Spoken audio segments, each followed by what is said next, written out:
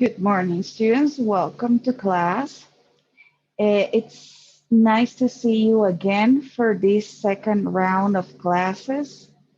Thank you for coming, not only for coming, but also for coming early, for your responsibility and commitment with me and the class. All right, so today we start with class number 1. Remember that we have 5 classes, and this is the number 1. Today, we are going to speak. We're going to discuss about the first topic that we have for this round. Just remember to maintain your cameras open during the whole class. Yes. Also, to write your names correctly in Zoom. That's number 2. Use microphone and chat responsibly. 3. Participate in all the activities, okay, with high or low, um, let's say significance, but participate. 5, remember please to pay attention, no distractions in the class, that's very important, okay? And that's it, our rules for the class. All right. Thank you. Let's start now. I'm going to show you in this moment a picture, and you are just going to discuss what you think, and then we start with the rest of the activities. Okay? Thank you. All right. Let me project it for you.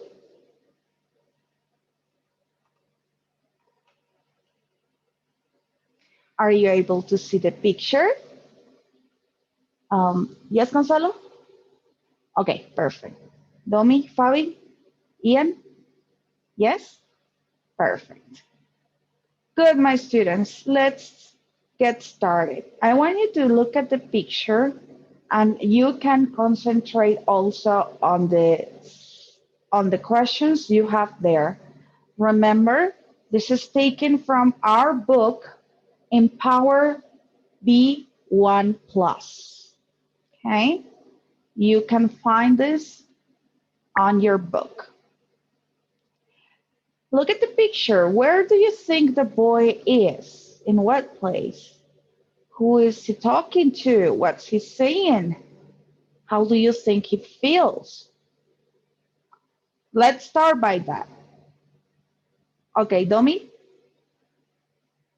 he's in a school. Good. Okay, I think that's very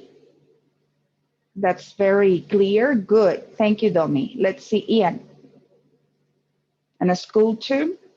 Good. Gonzalo and you, what do you think? He's saying something important. Right. I think you're correct. But what makes you think he's saying something? Fabi, the mouth. Okay.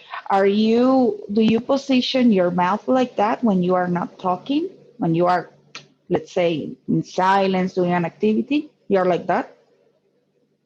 No, right. So he's talking because he has his mouth open. Good. And what else indicates that he's talking? Exactly this. Okay. What is that called? He's not talking, he's moving his hands. What is that? It, it's like Spanish, English, Chinese. It's a language, but what kind of language? No, it's not signals. What is it? Body language. Very good, Ian. That's correct. It is body language. When you express yourself with your body, it might be with your hands or even moving your eyes. Okay, you will do this. That is body language. Your body is telling something that your words are not. Hmm? Good. Excellent. And how do you think he feels? Beg your pardon? Okay. Oh, frustrated. Good. Okay. What else? Upset.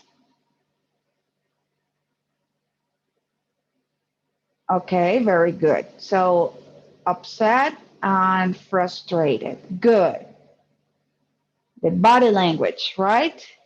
So he's saying something that we cannot hear, we cannot listen, but the body language is telling us something that we cannot listen. Exactly. Very good. So let's see. I want to know about, sorry, let's discuss the other question. So we were talking about he's saying something. What is he saying? And more important, who is he talking to? His mom? A police officer, maybe? Teacher, right? Teacher because he's in a school, correct. But it could be maybe the principal or something. Huh? No, because he's in the classroom, exactly. That's more specific. Very good. Thank you. Thank you, Domi. All right. So, what do you think he's saying? He's saying something important, Gonzalo. That is correct. You told me. His opinion. Giving opinion. Giving whose opinion? Mine? His. Very good. Giving his opinion. Thank you. Okay, so let's continue with the next round of questions. I want to know about your ways of communicating. Okay, when you, let's talk about before the pandemic situation. No, um, let's talk about these questions. Did you talk a lot in class? Do you talk a lot when you are with your friends? Okay, and what about your family? Is it different? You think there should be a way in which you change the way you talk with your friends and family? Let's talk about that. Okay, so Fabi said, what do you say? So you're quiet and you're quiet around friends and family.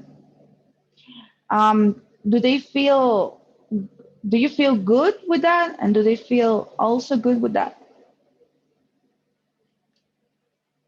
Acostumbrados. How do you say that? Used to. Very good. Used to. Are they are used to. Okay? Exactly. Good. What about you, Domi? So it's the opposite. Okay, so you are with your friends and your family, you are very talkative. Good. What about you, Gonzalo? So, okay, with your family, you are more talkative with your family and with your friends. You play, you do different things, so you talk, but you're also doing other things. Okay, that's good. And your family, you mostly talk. Okay, that's good. You have good communication with your family. That's so nice. And what about you, Ian? Okay. Okay, so you're quiet with your family and more talkative with your friends. That's good. That's good. So we have very different situations in the class. That's excellent. I love it.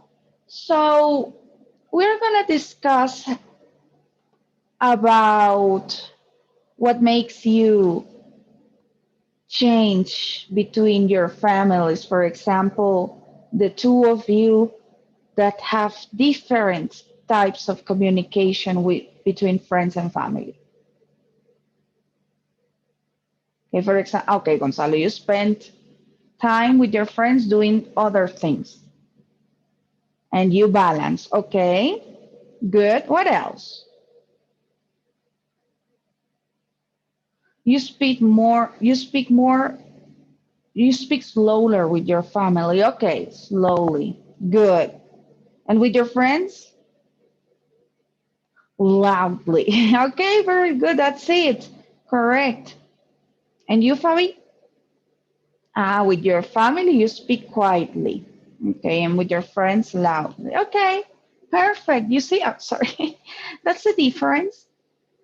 Sometimes we speak, even if we are not aware in the moment we do so, but we do speak differently with friends and family, also with strangers, with adults, or with older people, okay, older than you. That's right. Do you have an idea of the topic of today's lesson? No? Okay, so yes, communication. That's right. That's the center of everything. Okay, so you are going to be able to argue, discuss about the different generations through reading and comprehension activities. You're going to be able to reflect on statements to agree or disagree through writing personal opinions, like the boy, remember? And you're going to be able to debate about possible ways to communicate with others through introspection and class participation. Oh, I think I forgot that, didn't I? You have to raise your hand, your digital hand. Well, you know that, of course, but it's um, never late to say, or it's never not important to say that you must do that in order to participate. Thank you. All right. So first, I want you to look at these pictures and tell me off how would you label this, okay? What types of communication do you see in these pictures? And you can have some support with the expressions next to the pictures. Okay, Ian, A, what do you think that is? Yes, it is an old picture. Besides that, what do you think it is? Okay, so interview. What makes you think that? Okay, he's speaking to another person. He could be in an interview by Zoom, no? Okay, okay, that's a good one. Another one, giving a presentation. That's good. Also, okay, maybe there are pictures that have two of these ways of communication and they can be repeated. Yeah, I'm asking your opinion. I'm not exactly. Good. Thank you, Ian. Let's see, Domi. Okay, B. Giving a presentation. Don't worry. No, no, no. It's okay if it's repeated. Giving a presentation. What else? It can be in another category. Yes? That's right. Speaking in public. Very good, Domi. Thank you so much. Gonzalo, C. Interviewing, that's right. Excellent. Don't worry. It can be it can be repeated, as I said. Do you think it has another category for this? Face to face. Very good. That's right. Face to face. Excellent. Okay, let's see. Fabi, letter D. Okay, face to face. What else? Expressing feelings. What makes you say that? Because this is maybe not something that evident. I want your opinion. Okay, the woman is like this. What is that? We discussed it. The boy and the hands, body language. Very good. That's body language. So she's expressing feelings. What else? She's telling a joke? No, of course not. Keeping in touch. What is that? Okay, is when you, uh, when you frequently or with a certain level of frequency, you text, call a person, yes, to maintain that relation, yes, that relationship. You text that person, hello, how are you doing? How's everything? Family, work? Uh-huh. When you call someone to say exact the same thing, do you think that's keep in touch? Yeah, it could be. You can call or you can text a person to say, hey, let's meet. So, yeah, it could be in the category of keeping in touch. I don't think that's a problem. Okay. And I'm sorry, Ian? Oh, letter A. You say that that could be also keeping in touch. Maybe it's not okay. Maybe it's not an interview. Maybe it's friends and they are keeping in touch. Oh, okay. So, and they are laughing. The man here is laughing. So maybe he's telling a joke. Okay, that is another one. That's great. That's good. Okay, and what about E? Let's talk about that one. Okay, that's keeping in touch. Very good. And maybe telling a joke. That's right, because the woman is smiling. Maybe a mild joke. Mild? Like so. It's not a bad joke. It's not a terrific one. It's just a mild one. A mild joke. Mild, like medium, exactly. Good. Thank you for your participation in this activity. You are very creative and fun. I want you to rate the new kinds of communication we have. We are going to see the ones that you recently saw and some others that are more appropriate, let's say, for the reality of our world this moment. Okay, so first, I want you to go to Menti. I'm going to give you the link on the chat, menti.com. Thank you. Okay, and I'm going to give you the code 7290, just in case I dictate it. 4250, okay? There you go, my children. Sorry, it's the habit. There you go, my students. The link and code for Menti. You enter and you are going to see different types of participation, of communication, sorry. And you are going to rate them, okay? In the level of your preference. That's right. Give you 1 minute.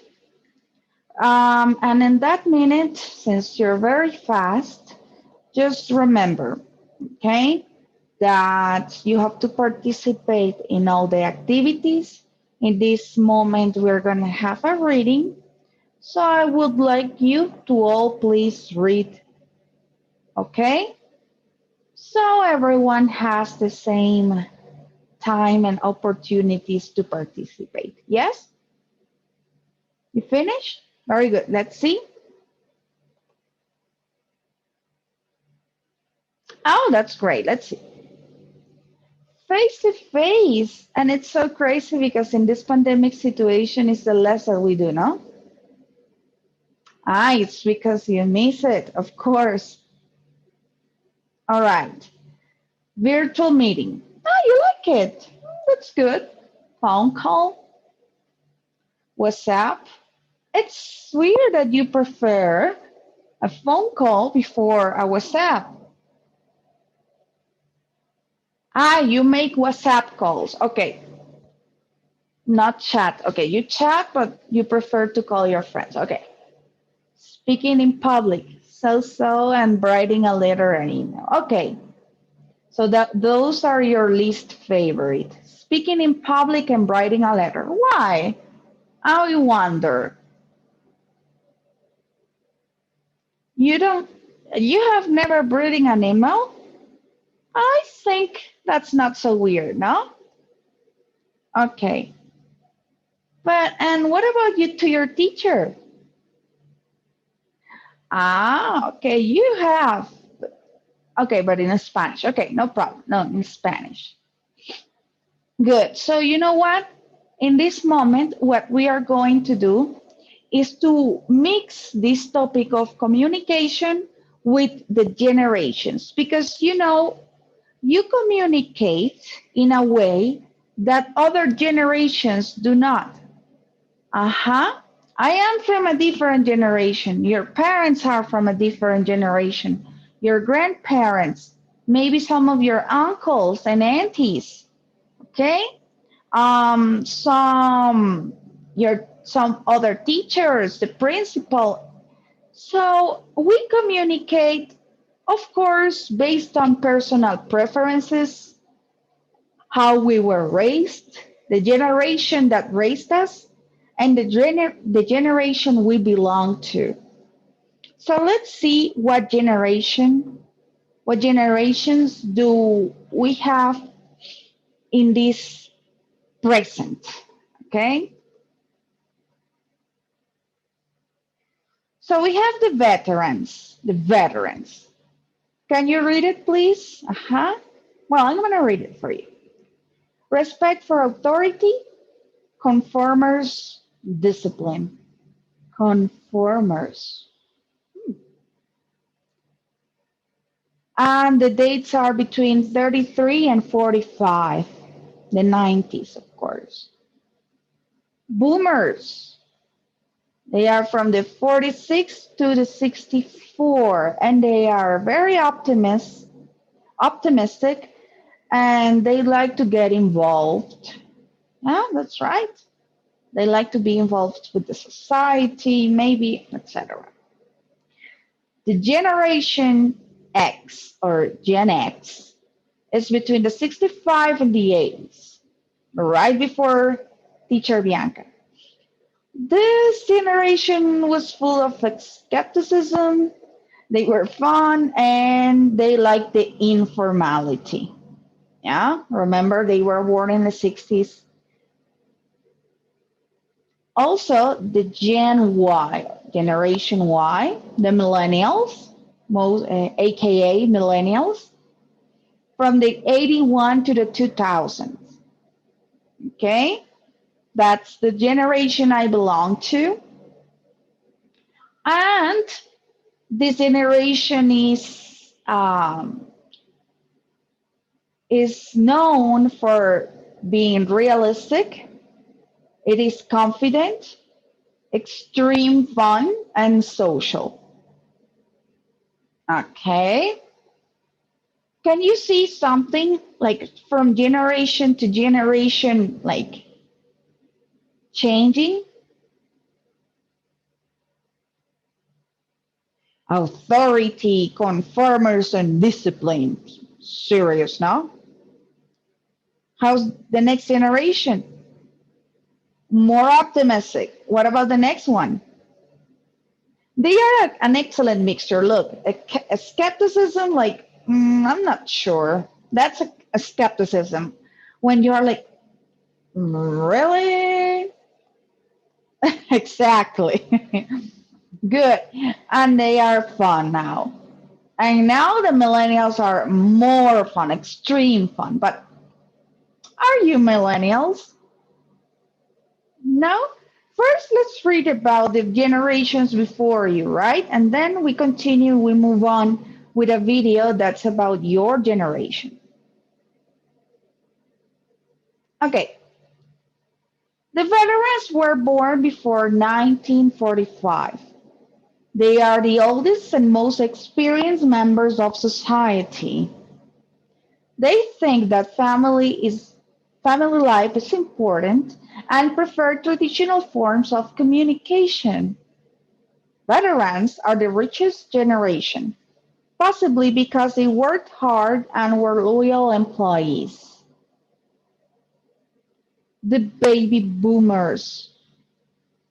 Give me a second. Thank you. A large number of babies were born after 1945. In the USA, the peak of the baby boom was in 1957, when 8 babies were born every minute.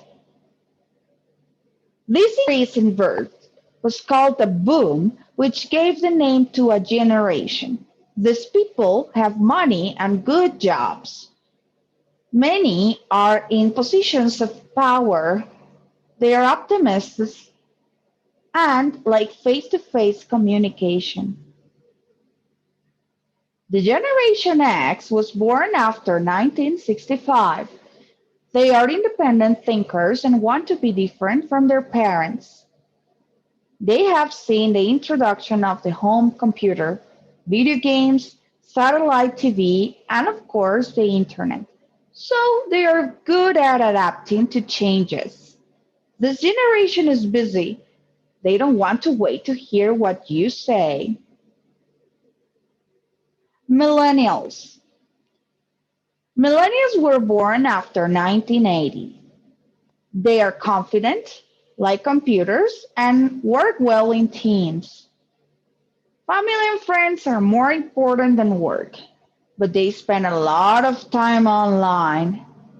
In fact, 65% of millennials say that losing their phone or computer would change their daily routine more than losing their car.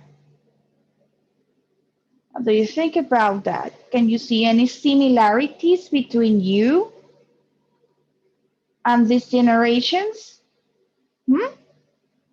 Okay, so this is what we're gonna do. You're gonna to breakout rooms for about 3 minutes, okay? And you are going to discuss in groups, of course, in couples. You're four, so you're going in couples to breakout rooms. Let's say 2 minutes, okay? 2 minutes, yes. Okay, and you're gonna discuss what you think about, oh, sorry, about these generations and what family members belong to these generations. And if maybe the characteristics you saw in this reading fit their characteristics as well. All right, that's very easy. You have 4 generations. Remember to rely on your work on your student book. That's page number 9. Okay, and there you have the reading. Remember, you have it physical online. I don't know. You have the reading, and there you can sorry discuss about what family members belong to these generations, what characteristics they have, and if you find similarities between them and their reading. See you in 2 minutes. Breakout rooms right now.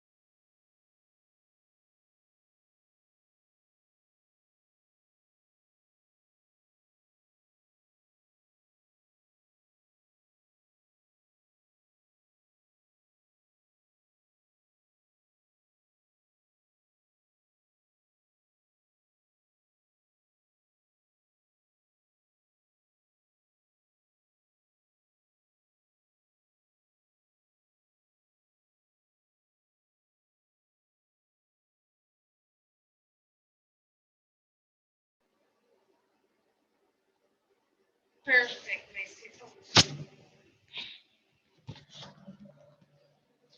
Sorry, my students. Okay, so you finish your discussion. Tell me, what is the result of your research? Okay, so your parents are, okay, they are Generation X. Very good. This generation was born after 1965. Very good. Okay, perfect. So they are not millennials. They are right before millennials. Oh no. Okay, two parents are Generation X and two parents are millennials. Very good. Do you find similarities? Yes. Okay, so the Generation X parents, what similarities did you find? Sorry. Okay, so they adapt to changes. Why do you say that? So when the pandemic started, your parents quickly adapted to virtual work. Okay, very good. That's excellent. Okay, but your parents are millennials and they also, okay, because they were used to. Okay, so we have similarities there. Very good. Uh-huh. They are impatient, your parents, Generation X. Very good. And your parents spend a lot of time on the phone? That's millennials. That's correct. Very good. Excellent. What an excellent result. We're going to watch a video that's you. Okay? This is your, okay, the video of your generation. You're going to know the name of your generation and you are going to see the similarities between the video and you. Okay, please pay attention.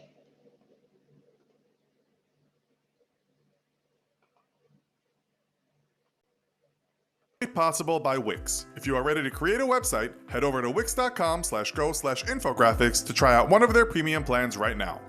Millennials, also referred to as Generation Okay, I Y. think I cannot hear it, so I'm gonna disconnect my audio for a second, okay?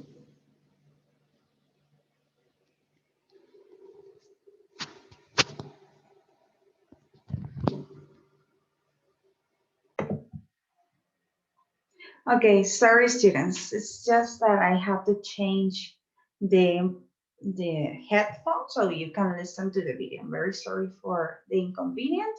Let's continue, all right? Thank you. Thank you for waiting. You're so kind. This video was made possible by Wix. Sorry. Now I think it's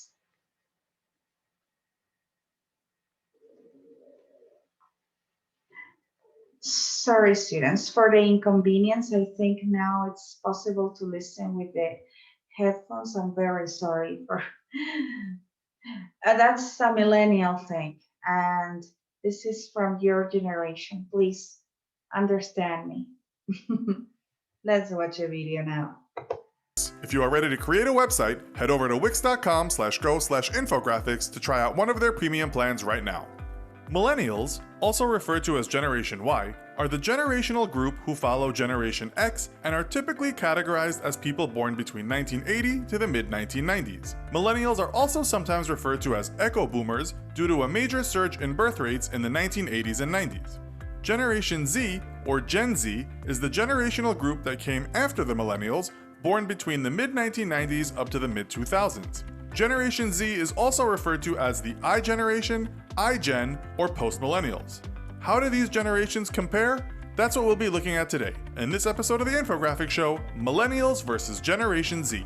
Though these two groups sit side by side on the generation ladder, the expansion of the internet and the leaps that have been made with the digital revolution has seen them exposed to a host of different experiences.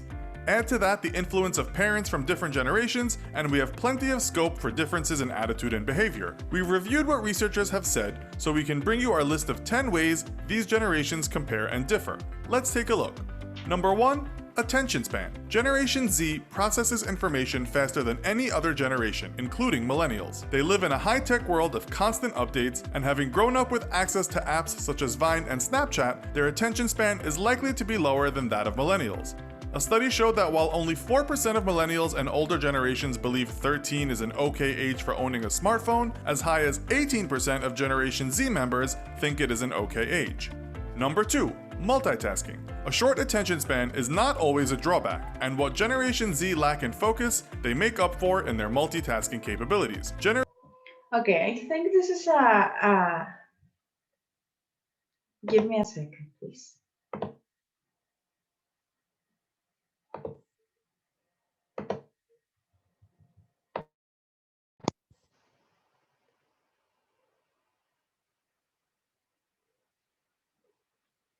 I think, okay, now I think you can listen to me.